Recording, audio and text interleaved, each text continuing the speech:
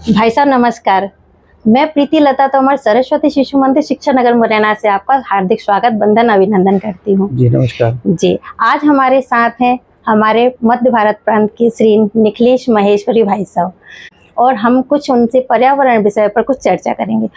तो भाई साहब, आज हमारे पर्यावरण से संबंधित कुछ क्वेश्चन हैं जिसका अनुभव निश्चित तौर से हमारे बच्चों को, हमारे भैया बहनों को और अभिभावकों को मिलने वाला है। जी, तो भाई साहब, आज पूरा विश्व पर्यावरण संकट की बात कर रहा है।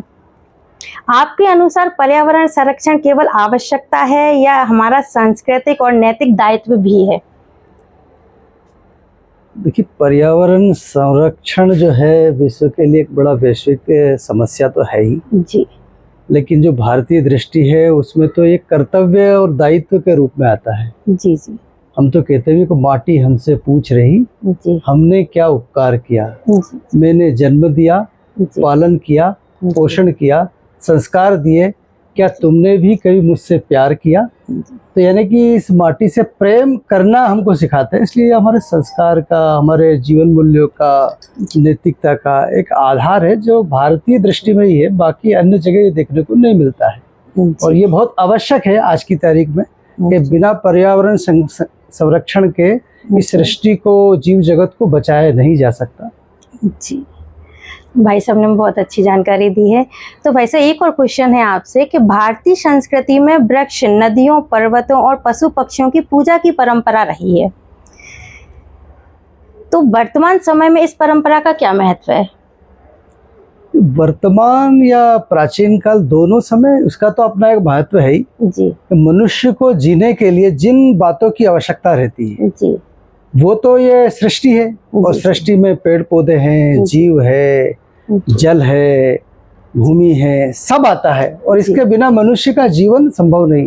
जैसे आधुनिक समय में फैक्ट्री निर्माण कर सकते हैं आप, यंत्र बना सकते हैं, लेकिन क्या वो जीवन चला सकते हैं? क्या जीवन चलाने के लिए तो उसको पानी पीना पड़ेगा, जीवन चलाने के लिए उसको तो भोजन करना पड़ेगा, जीवन चलाने के लिए उसको हवा की जरूरत है।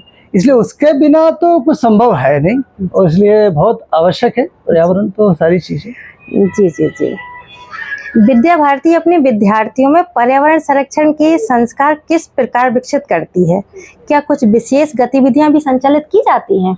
पर्यावरण को लेके तो विद्या भारती में बहुत सारी चीजें की जाती, क्योंकि विद्या भारती यानी हिंदू चिंतन। जी, जो हिंदू चिंतन में जो बातें हैं वो सारी हमारे विद्यालयों में लागू की जाती है। हमारे यहाँ अगर हम कहें कि हम छोटे छोटे बच्चों के लिए शिशु वाटिका चलाते हैं जी, और शिशु वाटिका की 12 शैक्षिक व्यवस्था है, उसमें से जैसे हम कहें चिड़ियाघर, यानी कि जीवों से प्रेम करना उसमें सिखाया जाता है।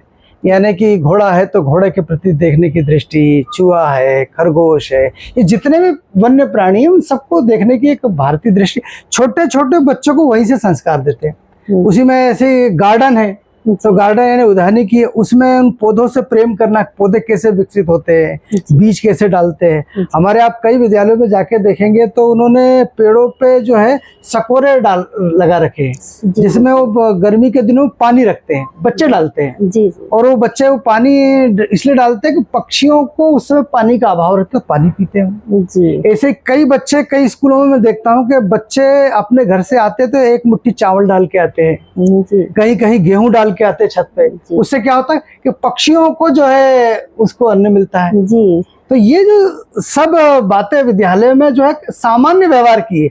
अब वो हम सामान्य व्यवहार में भी उनको धीरे धीरे ध्यान में आता है कि पर्यावरण का संरक्षण करना है, जीवों से प्रेम करना है, इस भूमि से प्रेम करना है, ये सब बातें हम सिखाते हैं और स्कूलों में तो सिखाना भी चाहिए। हमारे यहाँ तो कहते हैं ना कि बच्चों को जब कहते हैं अन्न जहाँ का हमने खाया, वस्त्र जहाँ के हमने पहने, वह है प्यारा देश हमारा, देश की रक्षा कौन करेगा? तो कहते हैं हम करेंगे, हम करेंगे। ये अपना दायित्व बच्चों को भी सिखाते हैं हम लोग। जी जी, इस तरह के जो संस्कार हैं भैया बहनों में सिर्फ विद्या भारती के माध्यम से सरस्वती शिशु मंदिर ही करता है। तो भाई साहब के बहुत सारे अनुभव मिल रहे हैं। और एक भाई साहब और क्वेश्चन है आपसे कि यदि एक विद्यार्थी प्रतिदिन केवल 5 छोटे छोटे संकल्प ले तो वे कौन से संकल्प होने चाहिए जिससे पर्यावरण संरक्षण में उसका वास्तविक योगदान हो? देखिए, संकल्प तो बहुत सारे हो सकते हैं। जैसे पहला है पानी जी, तो पानी को हम बना नहीं सकते, पानी को हम बचा सकते हैं। बचा सकते एक संकल्प पानी बचाने का संकल्प हो सकता है। पेड़ को हम उगा नहीं सकते, पेड़ लगा सकते हैं, पेड़ लगाने का संकल्प हो सकता है। जी जी। पर्यावरण बचाने के लिए जो प्लास्टिक है ये लाखों वर्षों तक नष्ट नहीं होती और उसके कारण वो जमीन जहाँ पड़ी रहती है वहाँ बंजर हो जाती है। तो प्लास्टिक का उपयोग नहीं करेंगे ये सोच सकते हैं जी। बिजली को हम बना नहीं सकते, बिजली बचा सकते हैं। जहाँ हम बैठे वहाँ हम पंखा जलाएंगे, जहाँ हम बैठे वहाँ लाइट जलाएंगे, हम जहाँ बैठे वहाँ टीवी की जरूरत है टीवी चलाएंगे, जरूरत है एसी की जब एसी चलाएंगे। तो हम बिजली बचाने का संकल्प ले सकते हैं। और साथ में जो जीव है उन जीवों के प्रति जो कहते हैं ना एक संवेदना, तो इसलिए अपने घर में उन जीवों के लिए कुछ दाना डालना है। जैसे मछली को जो है आटा डालने की परंपरा है, चींटी को अपने यहाँ जो है आटा डालने की परंपरा है। तो ये जो सब परंपराएं, इन परंपराओं का निर्वहन कर, जिससे ये जो जीव जगत में जो प्राणी है वो बचेंगे, तो उसके कारण प्रकृति का संतुलन होता है। जैसे पहले खेतों में केचुए होते थे लेकिन आज लोगों ने मार दिए है ना। ऐसे कई जीव अलग अलग प्रकार की चीजें करते, जैसे आज कहते हैं पीपल ऑक्सीजन देता है, लेकिन पीपल ऑक्सीजन देता है, पीपल पैदा कैसे होता है? तो वो भी पक्षी खाते हैं, वो बीट करते हैं, उससे वो पीपल पैदा होता है। तो ये जो प्राणी है, इन प्राणियों के प्रति दया संवेदना भी एक काम हो सकता है। इसलिए ये 5 संकल्प हो सकते हैं। पानी है, प्लास्टिक मुक्ति है, फिर जो है पेड़ लगाना है, विद्युत बचाना है और जीवों के प्रति दया संवेदना दिखाना। ये 5 संकल्प बच्चे ले सकते हैं। आदरणीय भाई साहब ने हमें बहुत अच्छे संकल्प बताए जो हम अपने विद्यालय में निश्चित रूप से लागू करेंगे। भैया बहनों को इस तरह से उनको ये संकल्प करने के लिए प्रेरित करेंगे, भाई साहब के मार्गदर्शन जो मिला है। तो भाई साहब एक और आपसे प्रश्न है, क्या आपको लगता है कि पर्यावरण संरक्षण केवल सरकारी योजनाओं से संभव है या इसके लिए प्रत्येक नागरिक की भी भागीदारी अनिवार्य है? सरकार का काम नहीं है, ये तो प्रत्येक नागरिक का काम है। सरकार की भी अपनी एक सामाजिक जवाबदारी है, जैसे सरकार भी अपने स्तर से प्रयत्न करेगी, उनके अपने प्रयत्न उनको करना चाहिए। क्योंकि मुझे बताइए कि पर्यावरण संरक्षण की जरूरत किससे है? बताइए, कौन पर्यावरण का नुकसान कर रहा है? हम ही कर रहे हैं, मनुष्य कर रहा है। इसलिए हमको पर्यावरण की सुरक्षा करना है, संरक्षण करना है, तो मनुष्य से ही करना है। जी बिल्कुल। इसलिए प्रत्येक मनुष्य का दायित्व है कि मेरे द्वारा ऐसा कोई काम ना हो जिससे इस प्रकृति का नुकसान हो। जी। मेरे द्वारा ऐसा कोई काम नहीं हो जिससे इस प्रकृति का शोषण हो। इसलिए कहते हैं ना, उतना ही भोजन के बारे में कहते हैं, उतना ही लो थाली में ना जाए नाली। ऐसे ही जो प्रकृति है, इस प्रकृति से उतना ही लिया जाए जितने मेरे लिए आवश्यक है। जैसे मुझे एक महात्मा गांधी जी का ध्यान में, काशी के अंदर वो थे एक अधिवेशन के अंदर, और उन्होंने भोजन के बाद उनको हाथ धुलवाना था। तो उन्होंने कहा, तो नेहरू जी ने उनके हाथ धुलवाए और हाथ धुलवाने में 1 लोटा पूरा पानी डाल दिया। तो और दूसरा लोटा वो डालने वाले थे, गांधी जी ने कहा रुक जाओ, इतना पानी क्यों बहा रहे हो? तुमने पूरा 1 लोटा पानी मेरे हाथ धोने में डाल दिया। तो उन्होंने कहा, महात्मा जी हम काशी में हैं, यहाँ गंगा बहती है। तो गांधी जी ने कहा, गंगा मेरे अकेले के लिए नहीं, ये संपूर्ण समाज के लिए। तो मुझे कितना उपयोग करना है, क्या करना? तो सरकार अपने प्रयत्न करेगी। सरकारें पहले भी प्रयत्न करती रही। अहिल्याबाई का आप देखेंगे तो उनके जीवन में वृक्षारोपण का उन्होंने बड़ा काम किया, लेकिन उन्होंने जो है साथ में आम लोगों को जैसे वो प्रेरित करती थी कि वृक्ष लगाएंगे तो हम आपको पैसा देंगे। अब तो सरकार नहीं लगाती थी, वो किसानों को प्रेरित करती थी। उन्होंने कई जलाशय बनाए, राजा भोज के आप देखेंगे तो कई जलाशय बनाए। तो सरकार अपने प्रयत्न करेगी, लेकिन प्रत्येक मनुष्य का भी दायित्व है कि मैं यहाँ जन्म लिया है तो मेरे भी दायित्व, मैं भी इस सृष्टि के लिए कुछ करूँ, इस पर्यावरण की सुरक्षा के लिए मैं कुछ करूं, पर्यावरण के लिए मैं अपना कुछ योगदान दे सकूं। ये प्रत्येक मनुष्य का दायित्व है। सरकार अपने स्तर से काम करे और प्रत्येक मनुष्य अपने स्तर से काम करे। आदरणीय भाई साहब ने बहुत अच्छा बताया कि सिर्फ सरकार का काम नहीं है, ये हम सबका दायित्व है कि हमें अपने पर्यावरण की सुरक्षा खुद ही स्वयं ही करनी चाहिए, साथ ही भैया बहनों को भी प्रेरित करना चाहिए। भाई साहब एक और आपसे प्रश्न है कि विद्या भारती संस्कार युक्त शिक्षा की बात करती है, क्या पर्यावरण संरक्षण भी संस्कार का ही एक भाग है? वो तो मैं आपके पहले ही जवाब दे चुका हूँ। शिशु वाटिका हमारे यहाँ जो है उसके अंदर तो यहाँ तक कि हम उनको ऐसे संस्कार देते हैं कि विद्या भारती के स्कूलों में पढ़े हुए बच्चे आज पर्यावरण को लेकर बहुत सारे काम कर रहे हैं। जैसे मुझे पिछले बार भोपाल का एक ध्यान आता है कि वहाँ के पूर्व छात्रों ने जो है 1100 पौधों का एक साथ वृक्ष रोपण किया। जी, अब ये हमने उनको स्कूलों में सिखाया है, जी, अब वो स्कूलों से बाहर निकल गए, लेकिन उनको लगा कि हम सब पूर्व छात्र मिलकर ये काम कर सकते हैं। जी, तो विद्या भारती में ये सारी चीजें सहज रूप से होती है और उसका उद्देश्य तो यही है कि कुल मिला के जो सृष्टि के प्रति, इस देश के प्रति, राष्ट्र के प्रति, मानवता के प्रति जो उसके दायित्व है, उस दायित्व में ये इंक्लूड है, जुड़ा हुआ है कि उसको ये काम करना है। जी। विश्व के सामने जलवायु परिवर्तन एक गंभीर चुनौती है। विशेष रूप से युवा पीढ़ी इस दिशा में क्या महत्वपूर्ण भूमिका निभा सकती है?